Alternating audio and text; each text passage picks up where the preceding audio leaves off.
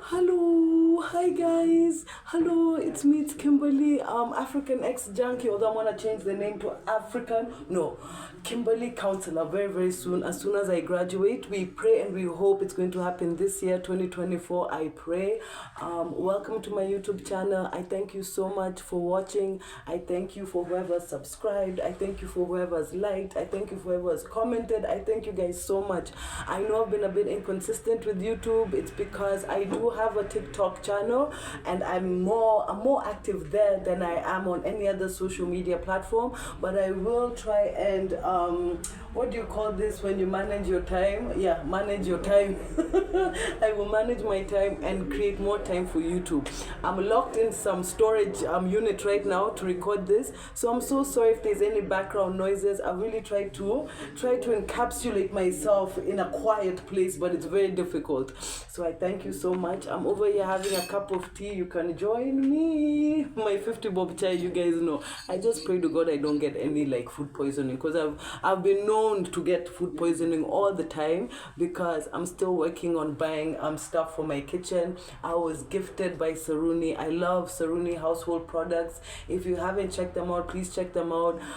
If you just TikTok search Saruni household, they're amazing. They have their offices near Odeon in Nairobi town, and they also do deliveries. So they gifted me with plates, cups and cutlery, and I just feel so good. So I'm seeing my kitchen coming together. Yes, but I don't have a gas cooker, so I always have to take my tea outside and I have to take my food outside. But don't worry, God is there. God's gonna sort me out. So I thought by popular demand that I should share my story here on YouTube. I'm gonna share it in parts because I wanna share it in as much detail as possible. Although I will not share some aspects of my story yet, I will share in my book because I find YouTube to be so open, you know. At least with TikTok, I can switch to private account and public account, and I can stop people from downloading videos. But on YouTube, I'm just yeah. And you know, also I do have a family. I do come from a family. I do have a parent, and I do have people who know me and who love me, and I don't want to hurt their feelings. I don't want to say things here that maybe they were not aware of, or you know, make them feel like they let me down or something. So I will not share so many things, but I'll give you in much detail as I possibly can. Boom. So let us begin.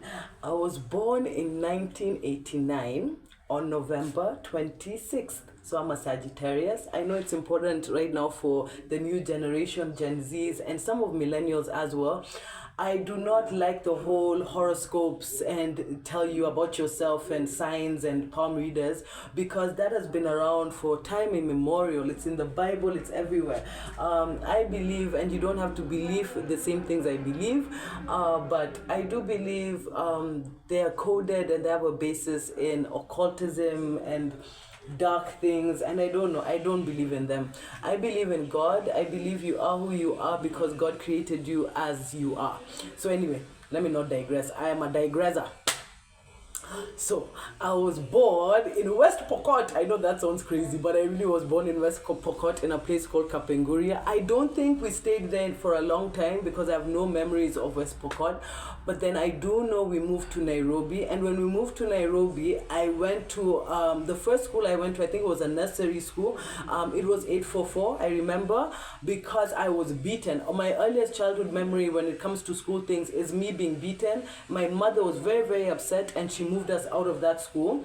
I think this is the years between when I was born to when I was 6 years old. Oh, let me rewind a bit. For my mother, I have two mothers. For my mother, I'm the second born out of 4 children. I won't go in depth about anything else except for that. So I am the middle child, and I had a normal birth. It's important, although I was premature. I'm not so sure, you know, my recollections or the stories I get from my childhood are not from reliable sources. I've never asked my parents, so I don't get it from my parents. I get it from like random family members, aunties, uncles. So the information is a bit, I don't know, scattered here and there, and I don't know what's true or not. But I remember an auntie telling me that I was premature. I don't know if that's true or not, but it is very important to know, especially for us addiction counselors, because the way you were born, if you had any abnormal birth, it does affect you. It does affect your growth. It does affect your brain. It affects a lot of things. So most addicts or most people who grow to become addicted or with mental health problems had difficult births or premature things like that. So maybe that explains a lot because I do think I'm insane. Anyway. So I am the middle child.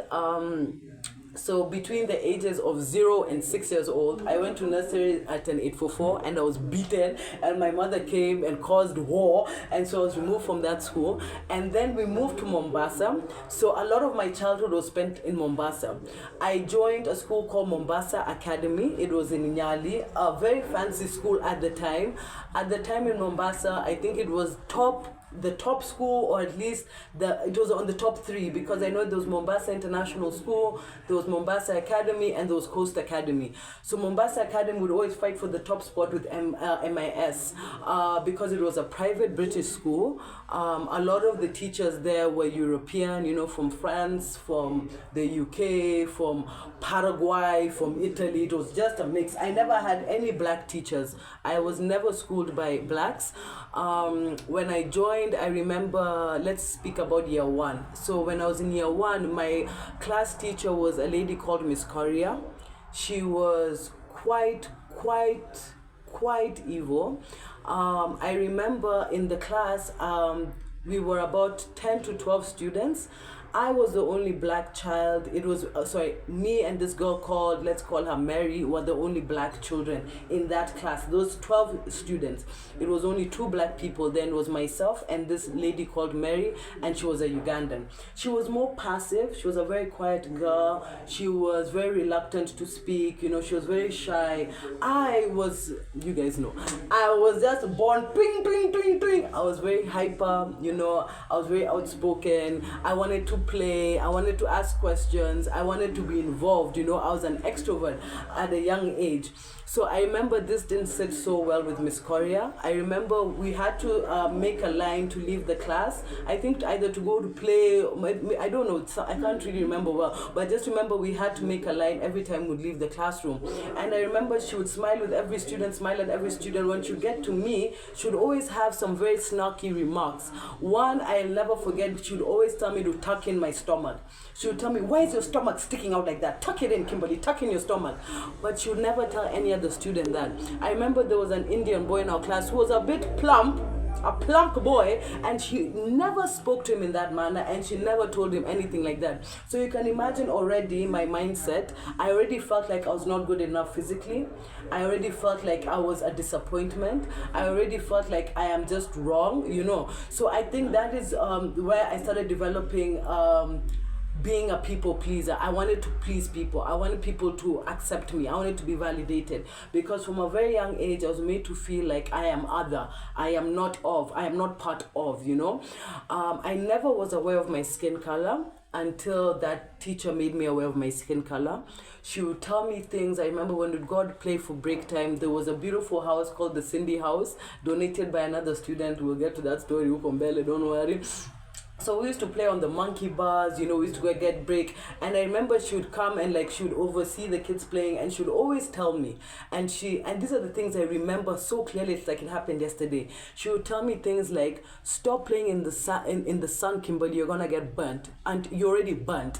And at the time, I didn't understand that this was racism. I didn't understand that this was verbal abuse. I didn't understand. I just knew, stop playing in the sun, you're gonna get darker, And I remember I was so confused as a child. I remember one of my classmates was a girl from Switzerland. Her name was Nadia.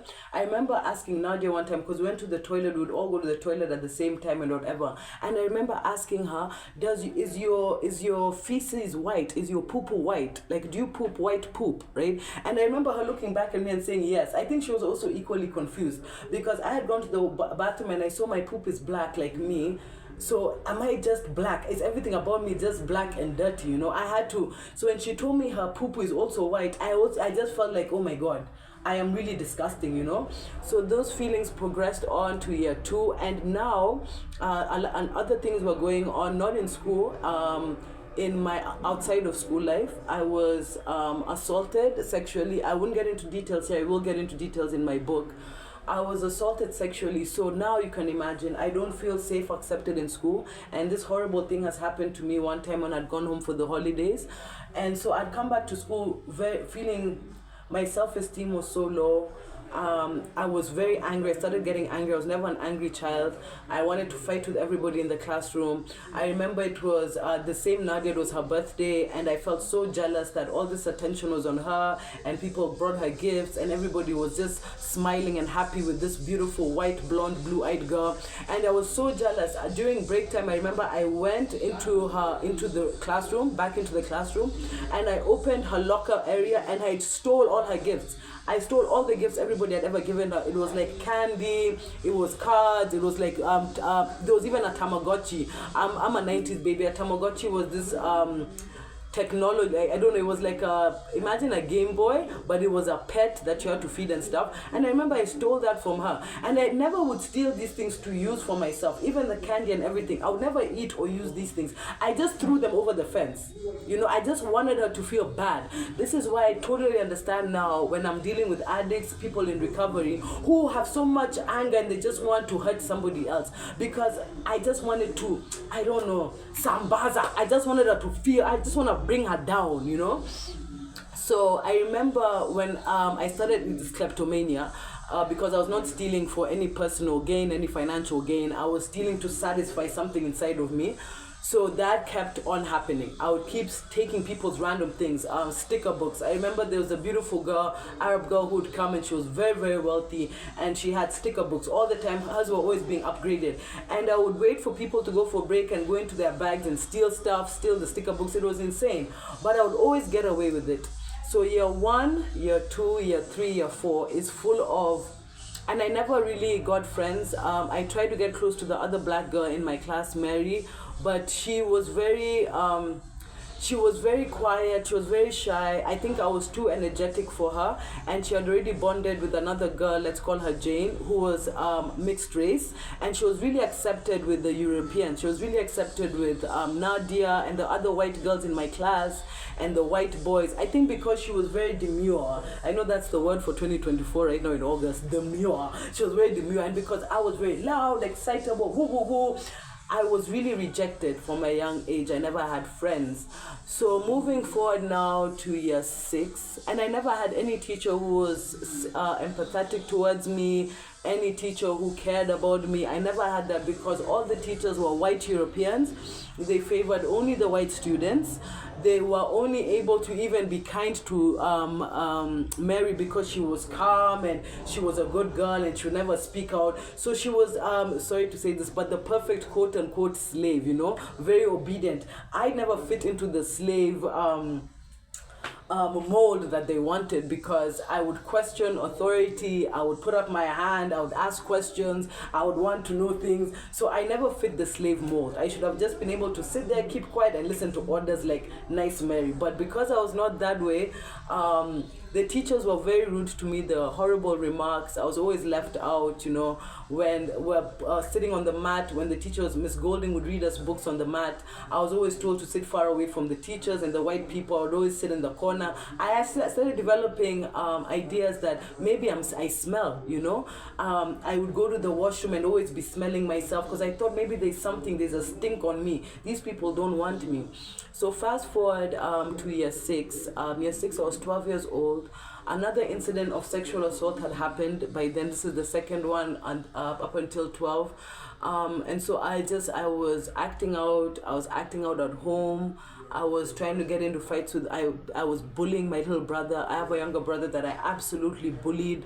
I was so in my head, and at 12 is when you're in early puberty, so my body is also changing. I'm getting attracted to boys, but I'm also confused because of the assault that's happened to me. So it was just a crazy time in year 6. And I remember one incident that really took me out. This is what I think killed my whole self-esteem. This is what made me believe I'm never going to be wanted, I'm never going to be loved, and I'm just a piece of crap. At the age of 12, I was playing with Mary, the Ugandan girl. We're playing outside the theater room, and I think we were lining up. I think we were practicing for a play or something. So we had lined up outside the theater room and we were playing. And there was a big metal door that had this paint, this white paint like stuff. So I was playing, and we're touching with the paints, and me and Mary were fake. Like, I'm gonna put paint on you. I'm gonna put paint on you. So during those games, I by mistake touched her eye with the paint, and it was not so serious, but they made it very serious. You can imagine.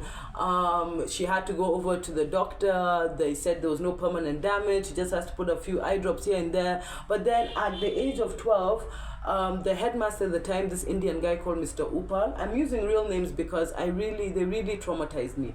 Mr. Upal called my parent to the school, and I was also, at the age of 12, I was also called to the office. I was shouted at. I remember Mr. Upal asking me constantly, why are you trying to make Mary blind? Do you know you'd have made her blind? What are you trying to do? What kind of person are you? And I remember my mother was clenching, she was squeezing my hand so tight. I think she was trying to protect me. I think she was trying to tell me everything is okay. I think she was trying to tell me I wish I could punch the out of this wind, but she couldn't, because I was really at fault in that situation. So he was going on about how I should be suspended, expelled. Insane. I was 12 years old. I was a baby. The story ended there. I was given a warning. My parent was told, please talk to us so she can play nicer. I said, okay. The next day, in year 6, our tutor was a lady called Miss Joshi, an Indian lady called Miss Joshi. The next day when I got to school, first thing in the morning, as I get into class, everybody has settled into class. I remember the first thing Miss Joshi said, and she said very loudly, was, Kimberly, stand up and come here. I stood up and I went where she was. Next to her, she was sitting at the desk. I stood over here. And she looked at everybody in the classroom and she said, no one is allowed to talk to Kimberly. Nobody is allowed to talk to Kimberly during break time, during lunchtime, and after school. For 2 weeks. Because Kimberly was trying to make Janice blind. Kimberly almost killed. She used the word killed. Kimberly almost killed sorry, I'm using her real name. Oh my God, Janice, forgive me. Kimberly almost killed Mary. Can you guys believe that? And literally for 2 weeks, nobody spoke to me. Nobody spoke to me. At break time, I remember I would really try and fit in with Mary, the mixed girl, the Swiss girl, and the American girl. So I'd go and try and sit with them and have break, and they would all get up with their break and move away from me. At lunchtime, the whole hour, I would try and speak to. Nobody was allowed to speak to me. I think that that really damaged me a lot. That really made me feel so empty. That rejection, that level of rejection. All 12 of your classmates that you've been together with since year 1 are not speaking to you. And what hurt the most is that nobody even tried to talk to me. Nobody even tried to break the rules because they cared about me. So in my young mind, what my brain computed was that I am never good enough. I will always be rejected. My skin color is disgusting. I am disgusting. I am so evil because I was trying to kill somebody. I wasn't even doing it intentionally. We were playing a game, But I told myself, and I believed that I was a very bad person. I will never be loved. Nobody loves you. You will never have any friends. Your teachers, and I used to do so well in school. I really wanted the teachers to like me. I was an A student from day 1. I was so brilliant in school, mathematics, science, everything. I was so brilliant, but I was never applauded like the rest. I was never told, Kimberly, you did so well. Never. We for literature, would have to read a novel. I remember we're reading Oliver Twist. I resonated so much with Oliver Twist. And I remember when it was my turn to read, everyone was supposed to read two paragraphs. But when it got to my turn, I was only allowed to read a paragraph. And I was such a good reader. But I remember that book so much because it really resonated with me. I really felt like I was Oliver Twist in a way. So I think we'll stop there because I am triggered. I'm so triggered. These memories I've shoved so deep in my subconscious that I never bring them out. I never air them out. but I'll do so because I believe maybe somebody will hear me and maybe has a similar experience, and maybe for somebody who doesn't understand addiction, for them to really see how small things, not even small, those are not small, those are huge things in our childhood can affect us to this day. Feelings of not being wanted, not being loved, feelings of low self-esteem, body dysmorphia. I have a lot of body dysmorphia, rejection, just a lot. And remember, I'm only speaking about my school experience. I've not gone into the things that were happening in my personal life, the issues around the assault, the sexual assault, and how those things were handled. So it's a lot. But remember, for next time, we've gotten to year 6. I'm now in class 6. Hello, I'm 12 years old. I am friendless, but I'm an A student. I'm in Mombasa Academy. I've experienced racism already. I've experienced verbal abuse. And I haven't even said, I would always have birthday parties. We started throwing huge birthday parties at the age of 7. My mother would write invitation cards with the directions drawn at the back and a promise of a party bag. Would pack party bags the whole night before. Each party bag would have packets of sweets, toys, everything. A party bag, I think, at the time would cost like 500 bob each. But no one ever attended my parties. Nobody ever attended my parties. I remember it was only, and my birthday party when I was 7 years old was done at the Office restaurant in Likoni before it became Achanga and Mugokaden. It was a lovely restaurant before, and nobody came. I believed it was, I convinced myself it was because of the ferry crossing. So we started throwing more parties at my house and nobody would come. But I will say I was invited for sleepovers. There were sleepovers I'd gone to the American girl's house who her father was a CIA agent. Dead ass, I can't lie to you, I'll explain. I remember I went for a birthday party at the Swiss girl's house. Nadia, she was actually turning 12, and we got there, I'd forgotten my bathing towel, and there was a swimming pool. So I remember when I got into the swimming pool with Mary, the Ugandan girl, all the white kids came out of the pool. Their mothers called them. There was one white mother, her child was called Sasha Myers. Her husband was the general manager of White Sands Hotel. I'll never forget. That woman was so evil to me, you people, so evil. When we came out of the swimming pool, I didn't have my own towel and I was shivering cold, and she took all the towels off the bed and kept them to herself. I remember we used to do ballet classes with Sasha and Nadia, and after ballet, you would massage the person sitting next to you's back. You'd pick a partner and you do this to their back, and then they would do it to your back. And I remember the Russian instructor or Russian ballet instructor, Miss Cole, would only pair me with the Ugandan girl. I would never be paired with the white girl. I remember because of my kleptomania, I would go to the lost and found and take stuff, sticker books. I would just steal stuff. And I remember one day leaving swimming practice and ballet class, walking over, crossing the lollipop man, you know, the guy who stands with the sign, the stop sign, to get into the car to go home. Sasha's mother was waiting for me in the parking lot, and she screamed at me and she called me the N-word, and she called me it was just disgusting. They never ever, the whites never came to my house. They never came for a sleepover. All the sleepovers, I think I had 3 sleepovers, and the only reason they came is because I promised them tents. We hired tents and we put them in the garden, so we were camping in the garden, and I think that's the only reason that the mixed race girl came and the Ugandan girl came. And such painful memories, painful memories for me.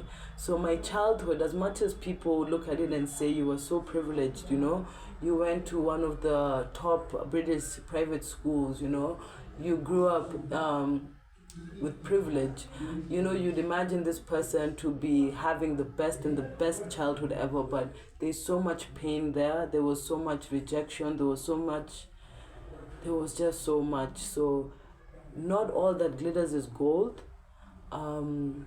And be mindful for people who take their children to let me go before I cry.